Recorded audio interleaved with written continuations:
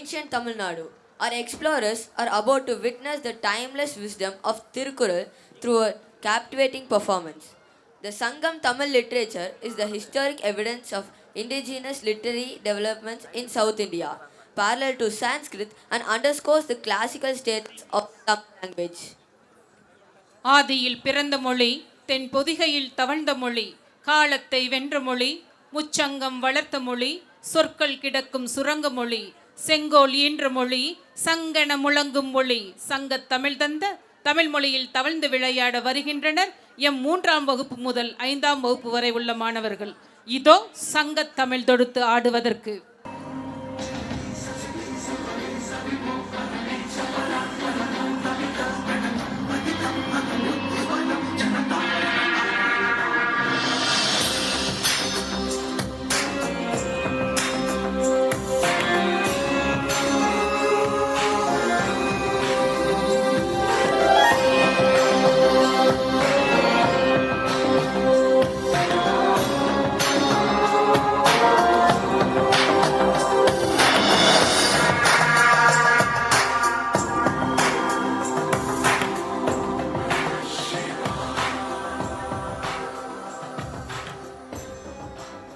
தமிழ் மொழியின் வரலாறு மற்றும் அதனுடைய தோற்றம் ஏறத்தாழ 20,000 ஆண்டுகால வரலாற்றை உடையதாக வரலாற்றாசிரியர்கள் கூறுகின்றனர்.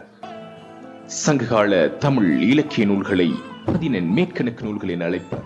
அதில் 8 தொகை நூல்கள்: அகநூல்கள், அகநானூறு, நச்சினி நானூறு, குறுந்தொகை நானூறு, ஐங்குறுநூறு, கலித்தொகை. புறநூல்கள், புறநானூறு, பதிற்று 10. அகமும் புறமும் சார்ந்த நூல்கள், பரிபாடல். 14 மேற்கணக்கு நூல்களை 10 பாட்டு நூல்கள் அகநூல்களாக முல்லைப்பாட்டு, குறிஞ்சிப்பாட்டு, பட்டினப்பாடை. புறநூல்கள் திருமுருகாற்றுப்படை, பொருணராற்றுப்படை, பெரும்பானாற்றுப்படை, சிறுபானாற்றுப்படை, மணிவடுகடாம், மதுரை காஞ்சி. தமிழின் தமிழ் மொழியின் வரலாறு என்பது 5000 ஆண்டுகள் தொட்டு 20,000 ஆண்டுகள் பழமை வாய்ந்த ஒன்று. அதில் சங்க காலமே பொற்காலம். கிமு 1ஆம் நூற்றாண்டு தொடக்கம் கிபி 3ஆம் நூற்றாண்டு வரையிலான முடிவுடை மூவேந்தர்களான சேர, சோழ, பாண்டிய மன்னர்களும் பாரி, ஓரி, காரி, நல்லி, பேகன், ஆய், ஐதியமான் என்ற கடையேழு வள்ளல்களும் வாழ்ந்து காட்டிய ஒரு பொன் பூமி பற்றிய வரலாற்றை எமக்கு அள்ளித்தந்தது அக மற்றும் புற இலக்கியங்கள். வானவரம்பன், வானவன், குட்டவன், இளம்புரை, வீரன் போன்ற விருது பெயர்களை சேர மன்னர்கள் சூட்டிக் கொண்டனர். சென்னி, வளவன், கிள்ளி என்பன சோழர்களின் பட்டப்பெயர்களாகும். ஔவையார், நச்சிக்கல்லியார், காக்கை பாடினியார் போன்ற பெண் புலவர்கள் இக்காலத்தில் வாழ்ந்து தமிழ் இலக்கியத்துக்கு சிறப்பான பங்களிப்பை வழங்கியுள்ளனர். சங்க காலத்தின் முடிவு கிறிஸ்துக்கு பின் 3ஆம் நூற்றாண்டின் இறுதியில் சங்க காலம் மெல்ல மெல்ல முடிவுக்கு வர தொடங்கியது.